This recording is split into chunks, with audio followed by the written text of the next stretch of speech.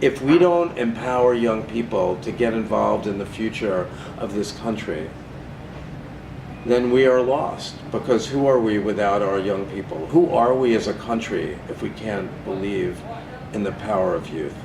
Teenagers feel like their voices don't matter. I think they believe that nothing is going to change and that it's always going to be the same. Every one of us, no matter how old we are, we have the spirit of 18. We have the spirit, the power to make a choice, to vote, to transform our lives. Every year, no matter what, we need to support young people. Yeah, both of the generations. Every year, right? Yeah. And not just in voting.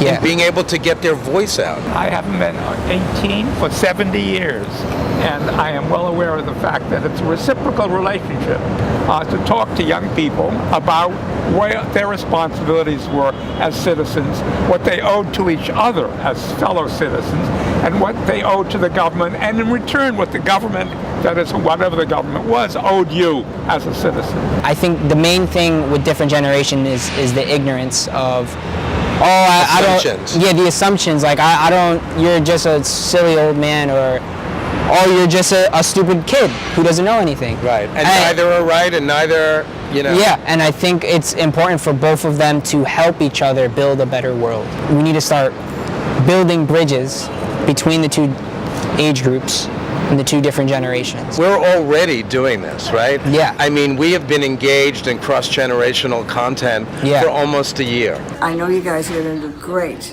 You're going to do promotion and you're going to entice the kids to vote. That's the first part of a journey. The last part of the journey is to get the kids to understand how government works and make it work for them. One thing that we could learn from older generations is to not forget what has happened. Because if we just ignore everything that's happened, history's just going to repeat itself. We're going to have the same problems. The motorcade came out with Franklin Roosevelt, an open car, very cold, and smiling, waving it, and everybody cheered.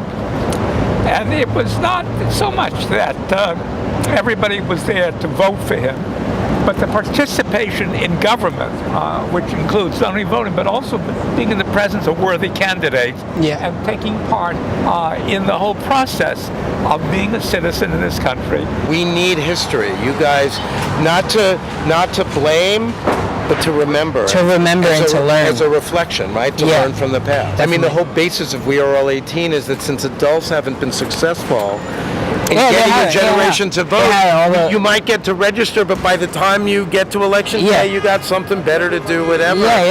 It's a two-way street. If you expect the people in government to be responsive to you, you have to be responsive to them at the time of election. Do you feel like if you don't vote, you can't complain? Yeah, definitely. I definitely feel if you didn't vote, the choice was too hard to make.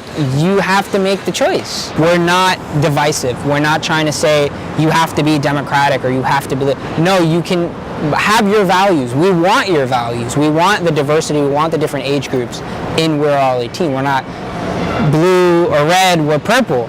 And that's our whole thing is the inclusivity. We're all citizens. We all live in the same place, and we all breathe the same air, and we're all subject to the same general rules of behavior and civil behavior. People don't buy what you do, they buy why you do it. So we need to give people the why. And to do that, we need financial support because we have so many hands on deck, and we need even more to create what we need to create. Bringing elders and younger people together to really execute on our extraordinary business plan, the vision that we have for a long-term plan, 16-year plan as we start out. We need support to do that.